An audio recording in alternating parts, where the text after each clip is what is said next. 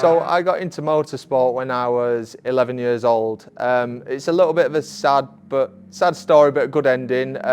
My dad had quite a severe brain tumour when I was younger, and he got through it, but we didn't spend any time together for a couple of years, and I tried a lot of different things, tennis, golf, and we went indoor go-karting, and it was something I was immediately good at, and they had all the lap records written in chalk on a blackboard on the walls as you walk in, and after a couple of months my name started appearing on that board quite a lot in the different events. So that's what got me into it. We started going every week indoor karting and caught the motorsport bug. So when I first started driving when I was a teenager, I actually made national news as the youngest person ever to pass the test. So when I was 17, I had my theory booked 9 AM in the morning. I passed it. There was a test available at 1 PM that day. So we thought, right, let's go for it. And then went for the test and passed. And I remember saying to the instructor, I said, oh, it's my birthday today. And he went, all right, okay. I don't think he realised it was my 17th birthday. Good memories. I loved driving when I was younger. I loved it. I loved my cars. I had a little Clio as a first car, so it was mega. I suppose there was a time that is highlighted that it could be a career. And it is one of my biggest highlights of my motorsport career. It's when I won the Porsche scholarship. So loads of drivers can enter to get this scholarship. They pick 4 finalists that come to Silverstone, and I won it. And it was amazing. It's such a big deal. They put a huge amount of money into me, lots of support from PR, fitness side, everything like that, everything to mould you. And I was getting invited over to Germany for the worldwide Porsche Awards, and it was serious stuff. I then saw, okay, I could maybe get a career out of this. So I started looking at who was successful within motorsport. And then in British touring cars, you'd see people like Jason Plato have won many championships and have got an amazing career out of it. I worked with Jason when I was on the KX Academy when I raced Porsche Carrera Cup. And part of the academy, he taught us how to get sponsors, how to deal with it, how to try and make a career out of it, because it is so difficult. So he did it really well. So that is one person I really looked up to. So I guess since then I've always wanted to race in British touring cars. So this season it's a tough one to describe. Many ups and downs, but heading into the season, mega positive. Obviously last year was my first full season in British touring cars, and I did very well. In the second half of the season, I was the second highest point scorer to Sutton. So we went into this season with some good momentum. Obviously new team, new car, new engineers, new teammates. It's a mega tough championship, and having some continuity with the team and the car and your engineer and your relationship with your engineer is so important. So to start from scratch, it's always going to be a challenge. Which it was. You know, there were some times at the beginning where we were a bit off pace and needed to find something, but that's me learning the setup with the car and my engineer learning what I want. So yeah, it took a bit of catching up, and but while we were catching up, we were getting some really solid points as well. I think like the first 9 races of the season I was in the points, and we're even sitting 6th in the championship whilst we were still learning. So Alton Park, the big one of the year, it was a really good round, really strongest round so far. Like I said, obviously learning a lot throughout the start of the season, and Alton I think was the first place where it was all really coming together. I qualified 3rd, which was great. We had a tricky race 1 because we chose the wrong brake pads and we lost a lot of performance in race 1, which is why we dropped back. Race 2 was okay, and then started 5th, got up to 4th, made up a place, and you know, I was battling for the podium, and it was probably one of our strongest points weekends so far leading up to then. I think I was 6th in the championship, and yeah, obviously made some contact coming out of the hairpin, and that's what put me into the crash. Which was horrendous. I still think about it now, and that initial contact, I knew straight away something bad was going to happen. Hit the barrier on the right, bounced back out into the middle, and I knew I was in the middle of a track. I was sideways, so I couldn't see anything. I remember just like flinching like this and just holding. My body went stiff, and I just remember one car went to the right, one car went to the left, and then all of a sudden, like smack. And I remember my head going that way and going off to the side. And then just for good measure, another car hit me at the same time. Yeah, I just remember the safety car pulling up, getting out. I obviously didn't really know what was going on properly. And then I thought I was okay for a second, and then when we got taken to the medical centre, I had these really sharp shooting pains going up my back. Struggled to breathe. I was having a panic attack, and then the doctor, they thought I'd broken some ribs and punctured a lung, which is why they sent me to hospital. Mum came in. I had to keep myself together to say I'm okay, which I wasn't, and then went to hospital. And I just the pain was crazy. I think it was nerves or something, obviously in shock. And they listened to my chest and my lungs, and they thought something was wrong. So they sent me for an X-ray, and they were convinced I broke a rib. And the X-ray came back, and I remember hearing the nurse in the other room say, "No, that's not right. There's something wrong." So they then sent me for a CT scan. And I remember the nurse coming in and saying, "I don't know how you've done it, but you've got away without breaking anything." And I was like, right, wow. But in the middle of all this and in the middle of the pain and the shock and everything, one of the biggest things I remember was just worrying about the crash damage, because I cover my own crash damage and I knew we were tight on budget anyway. So that was always on the back of my mind. And my girlfriend Emma, she was with me at the hospital, and I got let out about 11:30, 12 o'clock that night. Got home, could barely walk up the stairs, couldn't get myself undressed, got into bed, didn't really sleep that night, got up at 6 a.m. and started doing emails. I remember sending an email to my dad, Anthony and Justina, to say, right, okay, what are we going to do? What's the plan? Because I knew that was going to be the biggest hurdle. Instantly I knew, okay, whatever state I'm in, I'm going to be driving that car in 2 weeks at Croft. But it was obviously the financial side, which was, I think, the toughest. So yeah, Monday morning I did that, sent emails. That was the next task of trying to come up with a plan to get me back out. And I remember it was weird. I just started working flat out from 6 a.m. that day. I was sending emails and contacting everyone I could.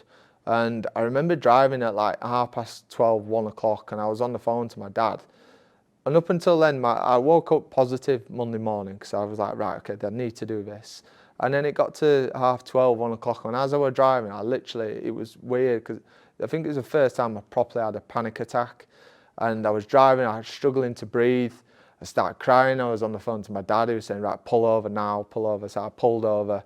I was still gasping for air. And I think it's one of them when you have such a huge crash, and then your head is on such a focus of, right, okay, how are we going to get the money together?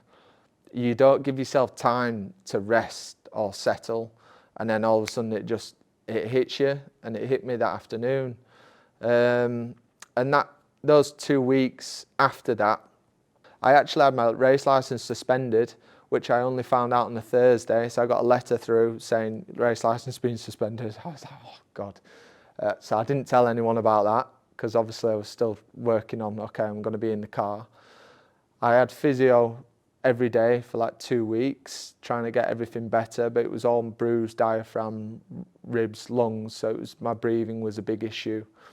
So it was certain exercises to help me with that. And then I had my physical the following Thursday. I had to drive down to London. Had my physical, I was okay. Took a few painkillers before, and I was made sure I was okay, and got the all clear. Car was ready, and then we were at Croft. into the race weekend, and it was really emotional. The car was spotless. It was like brand new. The team was amazing. It brought everyone together. Everyone felt closer than ever that weekend. And then literally before FP2, I had another bit of a panic attack. And I'm not one for panic attacks either. It just generally doesn't happen. But for what you go through after that, you are a bit of an emotional wreck. So went into FP2. I think I was third quickest, and got myself together. And yeah, it was good. And into qualifying, felt good, put it together, did a great lap and qualified third place, and that felt like a win, just qualifying. And then woke up for race day, and I don't know, there was something different in my head, and I was so focused on what I wanted to do. And I just thought, I'd kind of pictured it in my head. I thought, just get a good start, get into P2, into turn 1, which I did. I got an amazing start, and then jumped on the back of Colin. I could see he was struggling a bit on the first lap, and I think that 2 weeks of hell put so much determination into that first lap. I got round the outside of Colin into the S's, and then it was just about holding on. You know, which we did. It was a mega tough race. I didn't have the ultimate pace, certainly not the pace of the BMW, but just managed to keep him behind all the way up until the last lap. And when I jumped out, oh God, probably that's the best feeling of my life. After those 2 horrendous weeks, jumping out like that and having my family set me up. This isn't just for camera either. It was amazing. So yeah, after those weeks, it was amazing, best feeling of my life, and I'm just glad. After the crash and the financial issues, I just never gave up. And thank you to the team for getting the car ready and allowing me to be able to come back and do that. It's something I'll never forget. So yeah, I had to take a minute then, but obviously it means a lot, and so that was after race 1, and I don't think stopped tearing up for like an hour, 2 hours after that race, because it just hit me. I remember crossing the line actually, and my ribs were still in a lot of pain. I crossed the line and I started punching the air so hard, and that was the most painful thing over the weekend, because I was celebrating so hard. It just got me. Spent the whole lap in tears, came in and obviously celebrated, which was great. And then obviously the crowd, the fans, I had lots of sponsors there, friends. It was just nuts for 2 hours, and it's like, right, go again. You're starting first again. So got in the car again, got myself together, went for it. I drove really well and kept the lead for the whole race, and jumped out and got to celebrate another win. I've only had 1 win in touring cars over all these years, so to get 2 on one day was amazing. So yeah, obviously a ridiculous high over the weekend, and then Monday came, Tuesday came, and back into reality of, okay, I still need to find, knocking on nearly 100 grand still at that point. So it was straight back into the work, and I think that they were some of the toughest times then after that. In a way, I almost think the wins at Croft didn't help, because I think in a way people thought I was okay, everything's sorted now because we got the wins. But in actual fact, the 5 weeks after Croft and the break to the next round, I didn't get 1 sponsor on board, even though I was pushing so hard. So they were the weeks where it felt like you were a bit at an uphill battle, because I've just gone and won, got all this coverage, and nothing's happening, so just trying all the time. So we were struggling, and one of my ideas were to create some packages so the fans could try and, you know, help me but get something in return. I didn't want just donations, I wanted to give something back as well. So when we announced this, everything went crazy, and the fans were so supportive. I think we did, you know, just over £12,000 in the end, but a big part of that, which was helpful, was just how publicised everything was, how pushed everything was by the fans, and that got people's attention, and 100% it helped a lot. So I'm very, very grateful for all the fans who helped in that way, whether they bought a poster or literally liked or shared a post. It's the support was amazing. And then it was after Snetterton that week, where obviously still pushing, still working, I got a call from Justina Williams, and she told me that Bristol Street Motors have been in touch and they want to help. They want to help keep me in the car for the rest of the year. So we just put out a press release to say, you know, there's a good chance I'm not going to be able to do the last 2 rounds. So as soon as I answered the phone and she said that, I was gobsmacked. I was really, really pleased, and it was probably the first bit of extra support that completely came out the blue and was unexpected. So I was buzzing. I was over the moon, and also, you know, Bristol Street Motors, they sponsor the team. They've got a huge amount of presence already, but for them to step forward and say, we want to help you, feels really special. I think it feels different. And when we turn up at the meeting and we've got the different livery on, it adds a massive amount of confidence and support that I'm knowing that I've got their support. And it makes me proud as well to have them on board, and led into Thruxton, and I felt like a different person, and I still do now. I just feel different, and I already want to do well. You know, nothing can make me want to do better than ever, but it's an added extra, you know, when I do well, not if, when I do well, it's giving payback for that support as well.